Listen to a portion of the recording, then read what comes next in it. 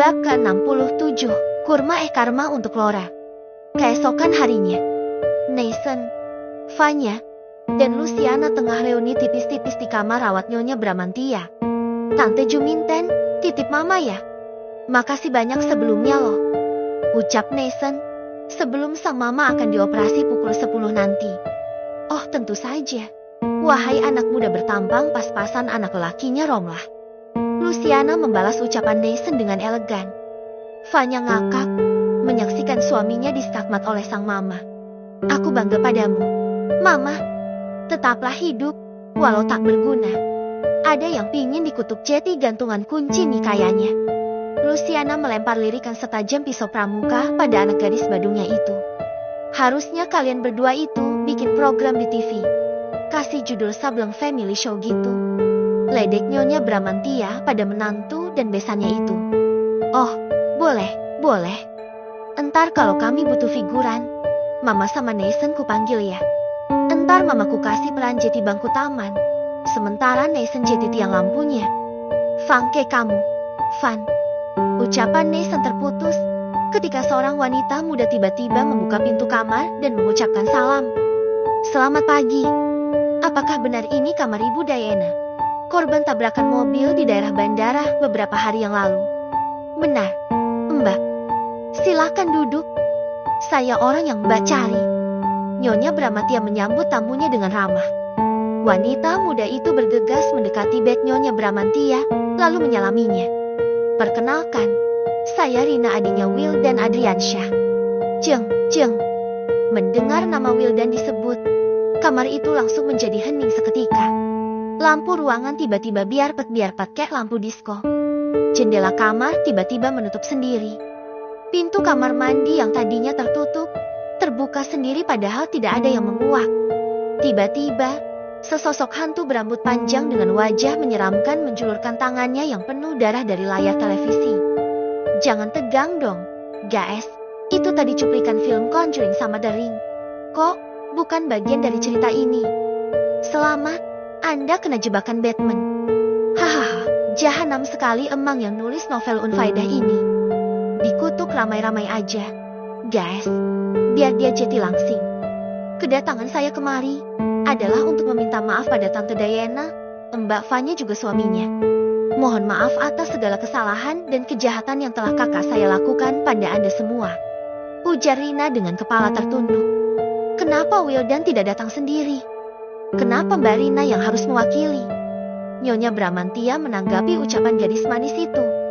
Kakak saya sudah meninggal kemarin malam, Tante. Innalillahi wa inna ilaihi raji'un. Semua yang berada di ruangan itu sontak mengucapkan istirja bersama-sama. Mas Wildan begitu putus asa melihat Mbak Vanya pindah ke Bali. Dia juga sangat kecewa pada saya, karena saya memutuskan untuk menerima pinangan dari mantan pacar saya, ayah kandungnya Valerie, anak saya. Dia menyetir di bawah pengaruh alkohol, lalu menabrakkan mobilnya pada mobil yang dikendarai Mas Nathan saat berbelok ke arah bandara. Jelas Rina panjang lebar. Nyonya Bramantia merasa speechless. Begitu juga dengan Nathan dan Vanya. Mereka tak menyangka Wildan akan berbuat seneka itu demi memenuhi ambisi gilanya. Saya memaafkan semua kesalahan Wildan pada saya, juga pada anak dan menantu saya. Saya menghaturkan belasungkawa atas kematian kakak lelaki Mbak Rina. Semoga Mbak Rina tabah dan sabar, ujar Nyonya Bramantia dengan bijak. Wajah Rina cerah seketika. Terima kasih saya ucapkan pada Tante dan semuanya. Saya merasa sangat lega sekarang. Setelah itu, Rina pun berpamitan. Begitu Rina keluar dari kamar, semuanya mendesah lega. Kasihan ya, Wildan. Hidupnya berakhir tragis. Komentar Nathan sambil melirik Vanya. Kok dia meninggal ya? Biasanya kan orang jahat gak mati-mati. Panjang umur malahan, sampai-sampai orang-orang yang dijahatinya semakin gede, dan akhirnya malah mati duluan. Vanya menanggapi ucapan Nathan. Baru saja Luciana hendak membuka mulutnya, seorang perawat datang lalu memanggil Vanya untuk menyelesaikan administrasi di lantai 1. Selamat datang di rumahku, Laura, ucap Edward sambil menggandeng tangan gadis itu. Rumahmu besar, cantik, tapi kelihatan seram. Ya, gitu deh. Rumah ini perlu sentuhan wanita muda sepertimu, Laura. Ucapan Edward membuat kedua pipi Laura bersemburat merah. Kamu tinggal di sini dengan siapa? Edward. Dengan Big Sumi, Laura. Dia yang merawatku sejak aku masih bayi. Profesimu apa sih sebenarnya? Edward. Mukanya menjawab, Edward malah tertawa. Anggap saja aku seorang pengusaha, Laura. Laura tampak manggut-manggut. Edward membimbing Laura berjalan menuju dapur, lalu memperkenalkannya pada seorang wanita setengah tua berusia awal 50-an. Big, perkenalkan. Ini Laura. Wanita tua itu menatap Laura tanpa kata. Ia hanya membisu. Laura merasa ngeri mendapat tatapan seperti itu. Ia memberi kode pada Edward untuk segera meninggalkan dapur. Kenapa, Laura? Tanya Edward. Setelah keduanya berada di ruang tengah, wanita itu menyeramkan sekali. Edward. Sepertinya ia tak menyukaiku. Dia memang seperti itu. Tapi dia tidak jahat sama sekali. Yuk, Laura. Kuantar kamu ke kamarmu. Edward dan Laura berjalan beriringan menaiki tangga. Ini kamarmu, sayang. Nanti kuantarkan tasmu ke sini. Apakah kamu tidak sekamar denganku? Tentu saja tidak, sayang. Aku tinggal di kamar lain. Kalau aku menginginkanmu, aku akan mendatangimu. Laura tampak manggut-manggut. Kamu beristirahatlah.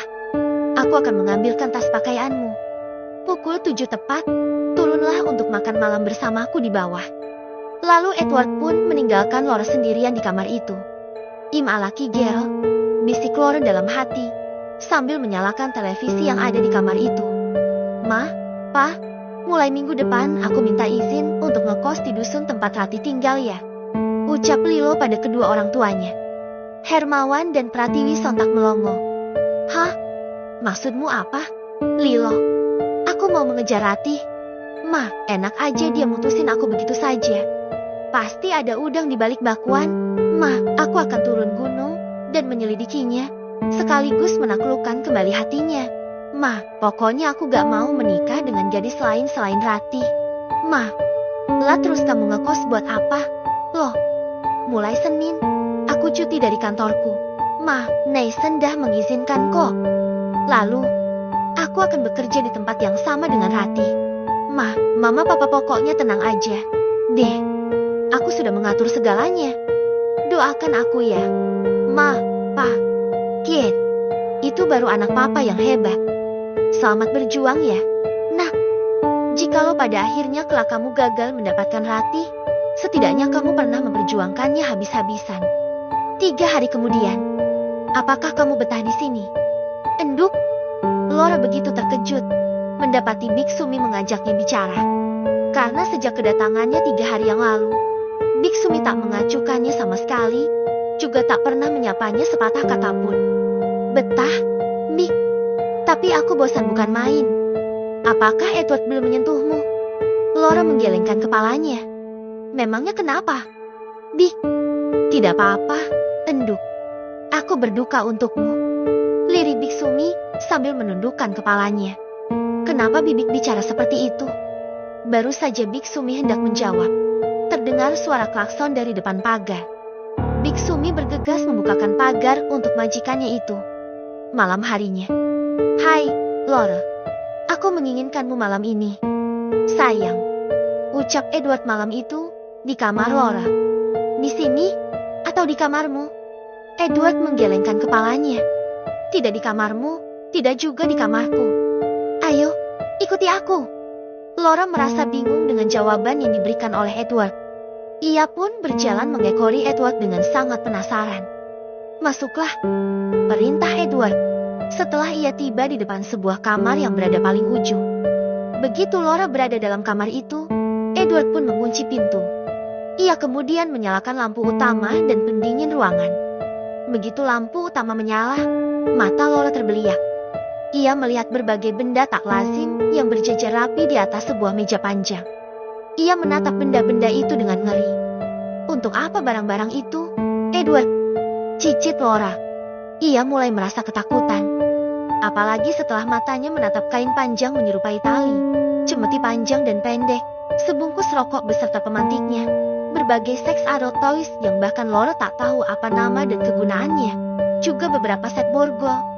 Lihat saja nanti, Laura, jawab Edward dingin. Lelaki itu membuka sebuah laci, lalu melemparkan sebuah lingerie berwarna merah pada Laura. Aku suka warna merah, karena merah mengingatkanku pada darah. Dan aku sangat menyukai darah. Pakailah, Laura. Laura menerima lingerie itu dengan tangan gemetaran. Ia begitu ketakutan, hingga lututnya pun ikut goyah. Terngiang-ngiang kembali ucapan Galang beberapa hari yang lalu tentang Edward. Galang, tolonglah aku, jeritnya dalam hati. Laura memasuki sebuah changing room yang ada di kamar itu. Membuka seluruh bajunya, lalu memakai lingerie pemberian Edward itu. Keluarlah, cantik. Aku sudah tak sabar, ingin sekali mencumbumu. Laura keluar dari changing room dengan punggung berkeringat dingin. Ia menggigil ketakutan. Edward memaindai mangsanya dengan buas. Erja, lepaskan Edward. Au, sakit, Edward. Ruangan itu kini penuh dengan raungan dan jeritan Laura. Semakin melengking jeritan Laura, Edward merasa semakin puas. Setelah puas menganiaya Laura, ia kemudian menyetubuhi gadis itu dengan brutal. Laura melewati malam itu dengan isak tangis. Malam yang sama di rumah Nathan. Makan ketan dicampur kedondong. Setan, godain kita dong. Vanya mulai menggoda Nathan. Nathan yang kini kondisinya sudah pulih 80%, langsung merasa terpanggil jiwa ganjennya. Duh, solihah bener istriku. Jam segini dah nawarin nyari pahala. Wahana atas dan bawah sudah dibuka. Sayang, selamat menikmati. Jangan lupa kasih rate bintang 5. Ya, ucap Vanya sambil memelorotkan bathrobe yang dipakainya.